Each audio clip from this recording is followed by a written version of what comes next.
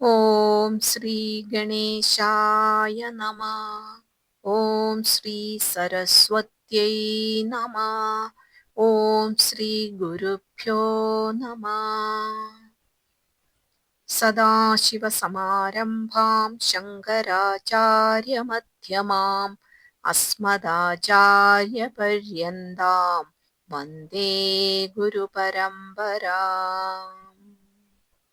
നമ്മുടെ ഭഗവത്ഗീത പഠനത്തിന്റെ 9ാമത്തെ ക്ലാസ്സിലേക്ക് എല്ലാവർക്കും സ്വാഗതം.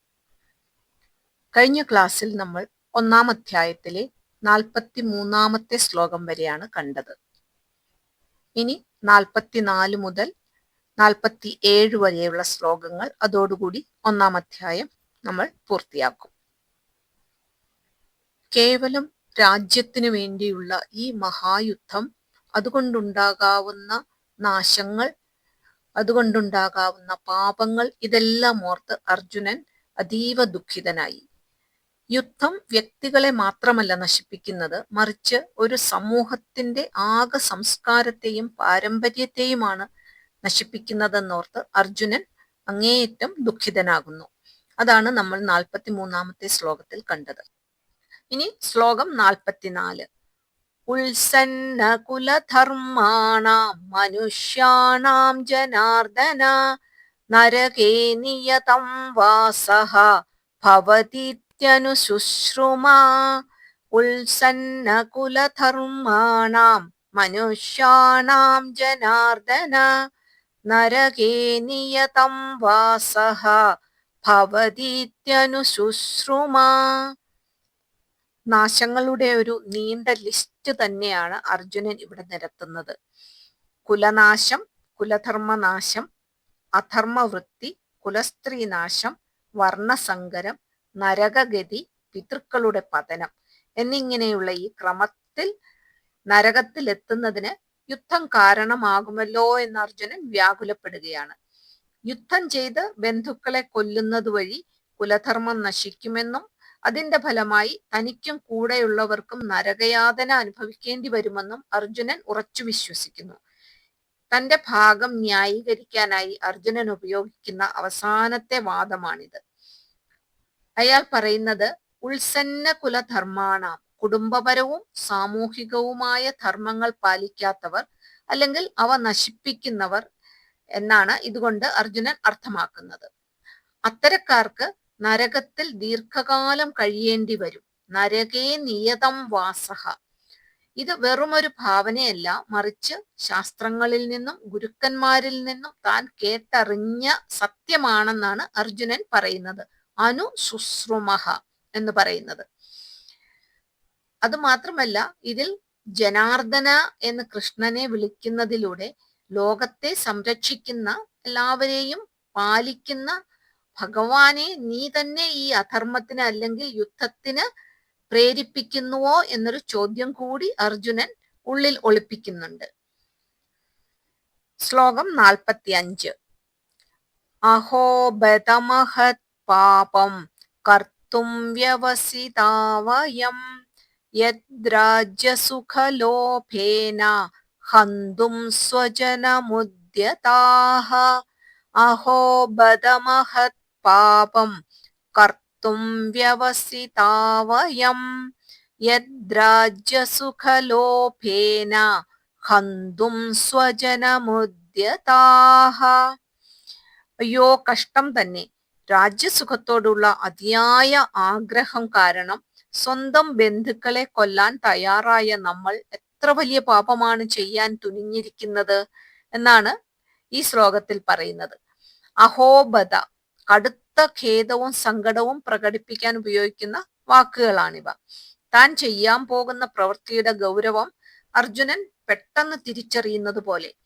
മഹത് പാപം, സ്വന്തം ഗുരുക്കന്മാരെയും ബന്ധുക്കളെയും വധിക്കുന്നത് മഹാപാപമാണ്. വെറുമൊരു തെറ്റല്ല, മറിച്ച് വലിയൊരു പാപമാണ് എന്ന് അർജുനൻ ഇവിടെ എടുത്തു പറയുന്നു. രാജ്യസുഖ ലോഭേന, വെറുമൊരു അധികാരത്തിനും സുഖ സൗകര്യങ്ങൾക്കും വേണ്ടിയാണ് ഇത്രയും വലിയ ഹിംസയ്ക്ക് മുതിരുന്നത് എന്ന് അർജുനനെ വളരെ അസ്വസ്ഥനാക്കുന്നു. സ്വജനം, എതിർപക്ഷത്ത് നിൽക്കുന്നത് ശത്രുക്കളായല്ല, മറിച്ച് തന്റെ സ്വന്തം ആൾക്കാരായാണ് അർജുനൻ ഇപ്പോൾ കാണുന്നത്. ശത്രുക്കളെ വധിക്കാൻ വേണ്ടിയിട്ടുള്ള യുദ്ധമാണെങ്കിൽ സാരമില്ലായിരുന്നു. ഇത് സ്വജനത്തെ വധിക്കുവാൻ വേണ്ടിയിട്ടുള്ള, ഇല്ലാതെയാക്കാൻ വേണ്ടിയിട്ടുള്ള ഒരു യുദ്ധമായിട്ടാണ് ഇപ്പോൾ അർജുനൻ പറയുന്നത്.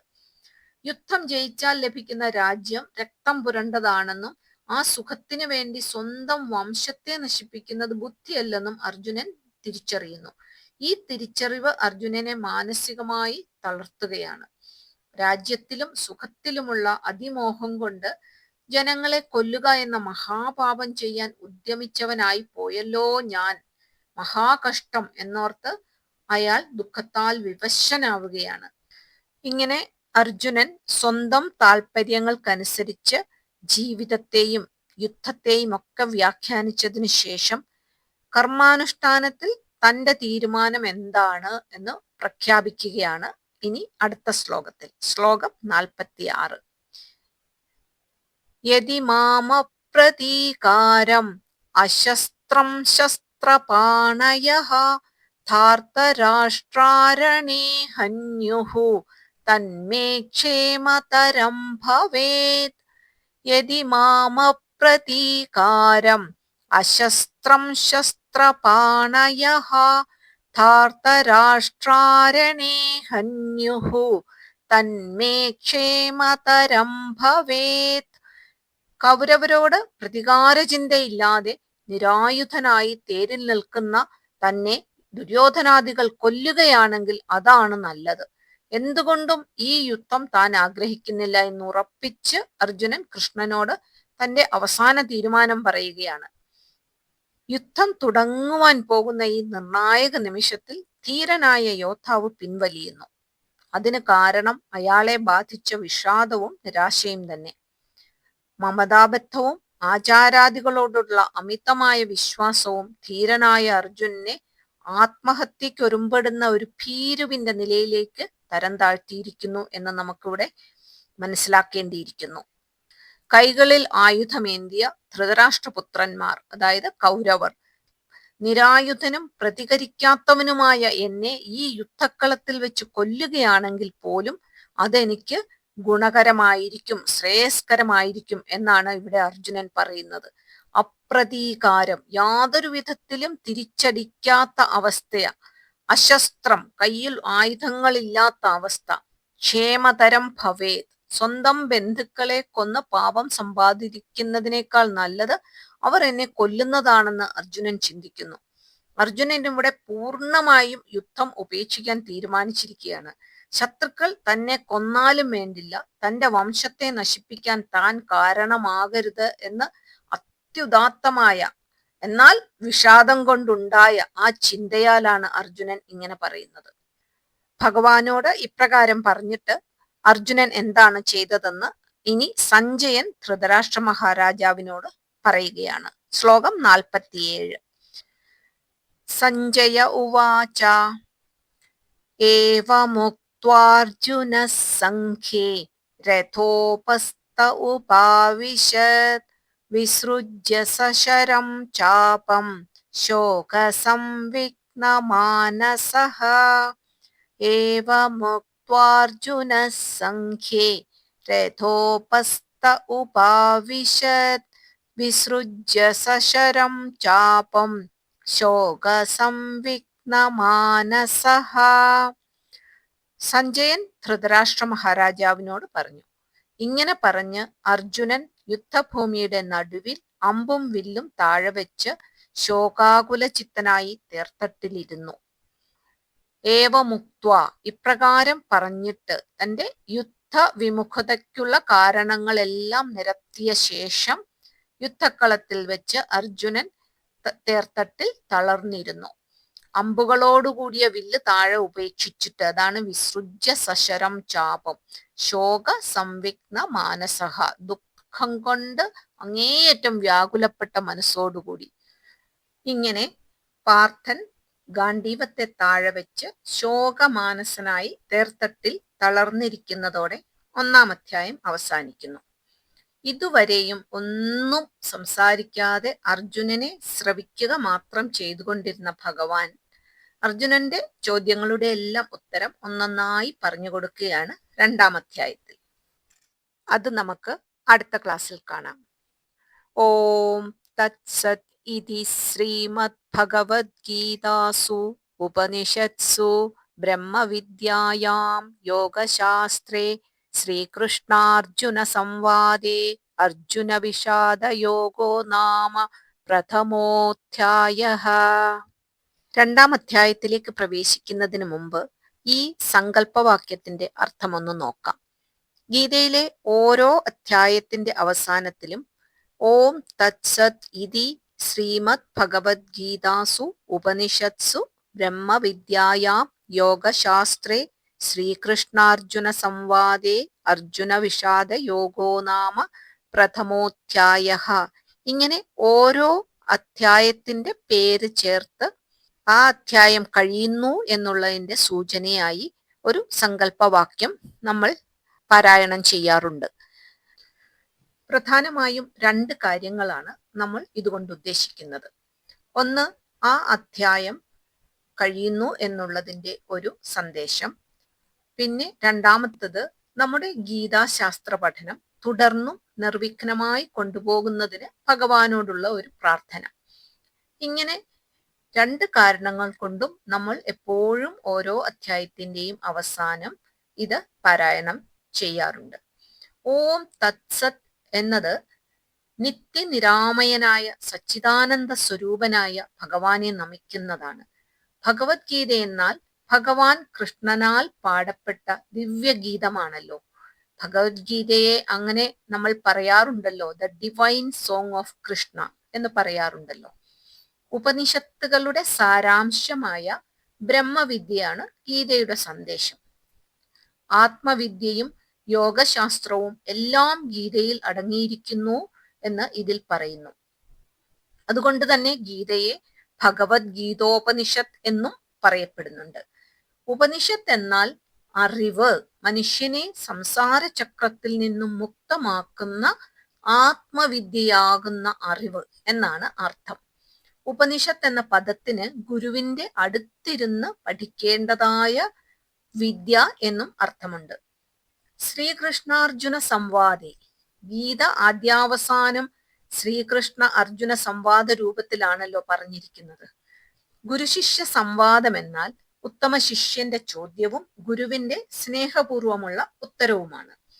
ഗുരു ഈശ്വരനാണ്, ആത്മസ്വരൂപനാണ്, സ്നേഹത്തിന്റെയും കരുണയുടെയും മൂർത്തിമത് ഭാവമാണ് എന്നാണ് നമ്മുടെ ഭാരതീയ ഋഷീശ്വരന്മാർ നമ്മൾക്ക് കാണിച്ചു തരുന്നത്.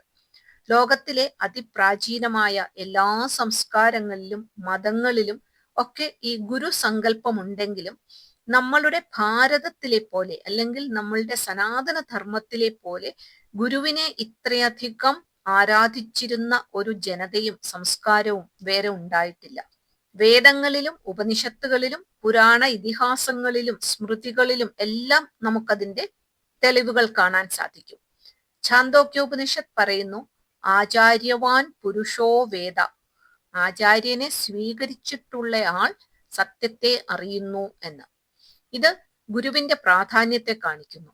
ശരിയായ ജ്ഞാനം ലഭിക്കണമെങ്കിൽ ഒരു ആചാര്യന്റെ മാർഗനിർദ്ദേശം അനിവാര്യമാണെന്ന് നമ്മളുടെ ശാസ്ത്രങ്ങളെല്ലാം കാണിക്കുന്നു. ആചാര്യനിൽ നിന്ന് ലഭിക്കുന്ന വിദ്യ മാത്രമേ പൂർണ്ണമായി ഫലം നൽകുകയുള്ളൂ. അതുകൊണ്ട് തന്നെയാണ് നമ്മളുടെ ശാസ്ത്രങ്ങൾ, സനാതനധർമ്മത്തിന്റെ അടിസ്ഥാന ഗ്രന്ഥങ്ങളായ വേദങ്ങളും ഉപനിഷത്തുകളും എല്ലാം തനിച്ചു പഠിക്കുവാൻ പാടില്ല. ഏതെങ്കിലും ഒരു ആചാര്യനിൽ നിന്ന് മാത്രമേ പഠിക്കുവാൻ പാടുള്ളൂ എന്ന് നിഷ്കർഷിച്ചിട്ടുള്ളത്.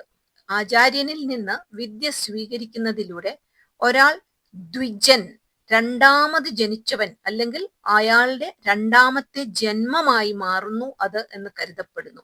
അതായത് ആ അറിവ് സ്വീകരിക്കുന്നതിലൂടെ അജ്ഞാനത്തിൽ നിന്നും ജ്ഞാനത്തിലേക്കുള്ള ഒരു രണ്ടാമത്തെ ജന്മമാണ് എന്നാണ് നമ്മളുടെ ശാസ്ത്രം പറയുന്നത്. ശ്രീ ദക്ഷിണാമൂർത്തി സ്തോത്രത്തിന്റെ ധ്യാന ശ്ലോകത്തിൽ ഗുരുവിനെ നമസ്കരിക്കുന്നത് ഇങ്ങനെയാണ്: ഈശ്വരോ ഗുരുരാത്മേതി മൂർത്തിഭേദ വിഭാഗിനെ വ്യോമവത് വ്യാപ്ത ദേഹായ ദക്ഷിണാമൂർത്തയേ നമഃ. ഇവിടെ പറയുന്നു, ഈശ്വരനും ഗുരുവും ബ്രഹ്മവും എല്ലാം ഒന്നു തന്നെയാണ്, ഒരു ഭേദവുമില്ല എന്ന്. അങ്ങനെയുള്ള ഗുരുഭാവത്തിൽ മൂർത്തിമത്തായിരിക്കുന്ന ആ ദക്ഷിണാമൂർത്തിയെ ഞാൻ നമസ്കരിക്കുന്നു. ഈശ്വരോ ഗുരുരാത്മേതി, ഈശ്വരൻ ഗുരു ആത്മാവ് എന്നിങ്ങനെ മൂന്നായി തോന്നാമെങ്കിലും സത്യത്തിൽ ഇവയെല്ലാം ഒന്നാണെന്ന് ഇത് വ്യക്തമാക്കുന്നു. മൂർത്തി ഭേദ വിഭാഗിനി, ഒരേ സത്യം തന്നെ ഈശ്വരനായും ഗുരുവായും സ്വന്തം ആത്മാവായും വ്യത്യസ്ത രൂപങ്ങളിൽ തോന്നുന്നുവെങ്കിലും പ്രകടമാകുന്നു എങ്കിലും എല്ലാം ഒന്നു തന്നെയാണ്. ഒരേ ചൈതന്യ ശക്തി തന്നെയാണ് ഈ മൂന്ന് രൂപങ്ങളിലും പ്രകടമായിരിക്കുന്നത്. ജ്ഞാനത്തിന്റെ മൂർത്തിയായ ആ ദക്ഷിണാമൂർത്തി ഭഗവാനെ ഞാൻ നമസ്കരിക്കുന്നു. നമ്മൾ പുറത്തു കാണുന്ന ഈശ്വരനും നമുക്ക് വഴി കാട്ടിത്തരുന്ന ഗുരുവും നമ്മുടെ ഉള്ളിലിരിക്കുന്ന ആത്മാവും ഒന്നു തന്നെയാണെന്ന ആ വലിയ സത്യം, അത് നമ്മുടെ ഗുരുശിഷ്യ ബന്ധത്തിന്റെ അടിസ്ഥാന തത്വമാണ്. സ്കന്ദപുരാണത്തിന്റെ ഭാഗമെന്ന് കരുതുന്ന ഗുരുഗീതയിൽ ഗുരുവിനെ വർണ്ണിക്കുന്നത് ഇങ്ങനെയാണ്: ബ്രഹ്മാനന്ദം പരമസുഖദം കേവലം ജ്ഞാനമൂർത്തിം ദ്വന്ദ്വാതീതം ഗഗനസദൃശം തത്വമസ്യാദിലക്ഷ്യം ഏകം നിത്യം വിമലമചലം സർവധി സാക്ഷിഭൂതം ഭാവാതീതം ത്രിഗുണരഹിതം സദ്ഗുരും തം നമാമി. ബ്രഹ്മസ്വരൂപമായതും പരമസുഖത്തെ പ്രദാനം ചെയ്യുന്നതും ശുദ്ധജ്ഞാനസ്വരൂപമായതും സുഖദുഃഖ ശീത ഉഷ്ണ തുടങ്ങിയ ദ്വന്ദ്വങ്ങളില്ലാത്തതും ആകാശതുല്യം സർവവ്യാപിയും തത്വമസി തുടങ്ങിയ മഹാവാക്യങ്ങളുടെ ലക്ഷ്യാർത്ഥമായിട്ടുള്ളതും ഏകവും നിത്യവും വിമലവും അചലവും സർവബുദ്ധിയുടെയും സാക്ഷിയായിട്ടുള്ളതും ഭാവാതീതനും സത്വ രജസ്തമോ ഗുണങ്ങളില്ലാത്തവനുമായ സദ്ഗുരുവിനെ ഞാൻ നമസ്കരിക്കുന്നു. ഗുരുഗീതയിൽ തന്നെ ഗുരു ശബ്ദത്തിന്റെ അർത്ഥം ഇങ്ങനെ പറയുന്നു: ഗുകാരശ്ചാന്തകാരോഹി ഋകാരസ്തേജ ഉച്യതേ അജ്ഞാനഗ്രാഹകം ബ്രഹ്മ ഗുരുദേവന സംശയഃ. ഗു ശബ്ദത്തിന് അന്ധകാരം, അജ്ഞാനം എന്നും രു ശബ്ദത്തിന് പ്രകാശം അല്ലെങ്കിൽ ജ്ഞാനം എന്നും അർത്ഥം. അജ്ഞാനത്തിനെ ഗ്രസിക്കുന്ന ബ്രഹ്മരൂപപ്രകാശമാണ് ഗുരു. ഇതിന് ഒരു സംശയവുമില്ല. ആദിശങ്കരാചാര്യർ വിവേക ചൂടാമണിയിൽ പറയുന്നത് ഇങ്ങനെയാണ്: ദുർലഭം ത്രയമേവൈതദ് ദേവാനുഗ്രഹ ഹേതുകം മനുഷ്യത്വം മുമുക്ഷുത്വം മഹാപുരുഷ സംശ്രയഃ. എത്രയോ ജന്മങ്ങൾക്ക് ശേഷമാണ് നമ്മൾക്ക് ഒരു മനുഷ്യജന്മം കിട്ടുക. അങ്ങനെ വളരെ ജന്മങ്ങൾക്ക് ശേഷം കിട്ടുന്ന ഈ മനുഷ്യജന്മത്തിലും മോക്ഷത്തിനുള്ള ഇച്ഛയുണ്ടാവുക എന്ന് പറയുന്നത് അതിനേക്കാൾ ദുർലഭമാണ്. ഇനി മനുഷ്യനായി ജനിച്ചാലും മോക്ഷത്തിനുള്ള ഇച്ഛയുണ്ടായാലും ഒരു മഹാപുരുഷനുമായിട്ടുള്ള നമ്മളുടെ സഹവാസം ഉണ്ടാവുക. ഇവിടെ മഹാപുരുഷൻ എന്ന് ഉദ്ദേശിക്കുന്നത് ഗുരുവിനെ തന്നെയാണ്. ഗുരുവാണല്ലോ നമുക്ക് അജ്ഞാന നാശനത്തിനുള്ള കാരണമാകുന്നത്. അജ്ഞാനത്തെ മാറ്റി ജ്ഞാനത്തിലേക്ക് നമ്മളെ നയിക്കുന്ന ആ മഹാപുരുഷനാണ് ഗുരു. ഇത് മൂന്നും അത്യന്തം ദുർലഭമാണ്. ഈശ്വരാനുഗ്രഹം ഒന്നുകൊണ്ട് മാത്രമേ ഇവ മൂന്നും ഒരാൾക്ക് ഈ ജന്മത്തിൽ ലഭിക്കുകയുള്ളൂ എന്നാണ് ആചാര്യ ഭഗവത്പാദർ ഇവിടെ പറയുന്നത്. ഇങ്ങനെ ഗുരുവിന്റെ മഹത്വം പറഞ്ഞാൽ തീരുന്നതല്ല. ഇവിടെ ഭഗവത്ഗീതയിലും ജഗദ്ഗുരുവായ ശ്രീകൃഷ്ണ ഭഗവാനെ വന്ദിച്ചുകൊണ്ടാണല്ലോ നമ്മൾ ഭഗവത്ഗീത പഠനം തുടങ്ങുന്നത്. ഭഗവാൻ ജഗദ്ഗുരുവായി വന്ന് ഗീതോപദേശം നൽകി നമ്മളെ എല്ലാം അനുഗ്രഹിക്കുന്നതാണല്ലോ നാം കാണുന്നത്. ഗീതയിലെ 18 അധ്യായങ്ങളും വിഘ്നങ്ങളൊന്നും കൂടാതെ പഠിക്കുവാനുള്ള അനുഗ്രഹം ഭഗവാനിൽ നിന്ന് ഉണ്ടാവണേ എന്ന് പ്രാർത്ഥിക്കുകയാണ് നമ്മൾ ഓരോ അധ്യായത്തിന്റെ അവസാനത്തിലും. ഇവിടെ അർജുന വിഷാദ യോഗം എന്ന പ്രഥമ അധ്യായം കഴിഞ്ഞു. യോഗം എന്ന വാക്കിന് പല അർത്ഥങ്ങളുണ്ടെങ്കിലും ഇവിടെ യോഗം എന്ന വാക്കുകൊണ്ട് ഉദ്ദേശിക്കുന്നത് വിഷയസംബന്ധമാണ്. അതായത് അർജുനന്റെ വിഷാദത്തെ സംബന്ധിക്കുന്നതാണ് ഈ അധ്യായം എന്നർത്ഥം. പലർക്കും ഉള്ള ഒരു സംശയമാണ് അർജുനന്റെ വിഷാദം എങ്ങനെയാണ് യോഗമാകുന്നത് എന്ന്. അർജുനന്റെ ഈ വിഷാദം തുടക്കത്തിൽ ഒരു തടസ്സമായെങ്കിൽ കൂടിയും ഈ വിഷാദത്തിന് കാരണമായ വിഷയജന്യമായ ഞാൻ എന്ന ഭാവം ഭഗവത് പാദത്തിൽ അർപ്പിക്കുവാൻ അർജുനന് കഴിഞ്ഞു. ആ ശരണാഗതി ആത്മജ്ഞാനോപദേശത്തിനും ജീവാത്മ പരമാത്മ ഐക്യജ്ഞാനത്തിനും അർജുനനെ പാത്രമാക്കി. അങ്ങനെ അർജുനനെ പരമപുരുഷാർത്ഥമായ മോക്ഷമാർഗത്തിലേക്ക് നയിച്ചതുകൊണ്ട് അർജുനന്റെ വിഷാദം യോഗമായി. അതുകൊണ്ടാണ് ഈ അധ്യായത്തിന് അർജുന വിഷാദ യോഗം എന്ന പേര് വന്നത്. ഗീതയിലെ ഓരോ അധ്യായവും കഴിയുമ്പോഴും അതാത് അധ്യായത്തിന്റെ പേര് ചേർത്ത് പറഞ്ഞ് നമ്മൾ ഭഗവാനെ വീണ്ടും വന്ദിക്കുകയും വേദമാതാവിനെയും ഒക്കെ വന്ദിക്കുന്നതാണ് ഈ സങ്കല്പവാക്യം കൊണ്ട് ചെയ്യുന്നത്. ഓം പൂർണ്ണമദ പൂർണ്ണമിദം പൂർണ്ണാത് പൂർണ്ണമുദച്യതേ പൂർണ്ണസ്യ പൂർണ്ണമാദായ പൂർണ്ണമേവാവശിഷ്യതേ. ഓം ശാന്തി ശാന്തി ശാന്തി. ഓം ശ്രീകൃഷ്ണാർപ്പണമസ്തു.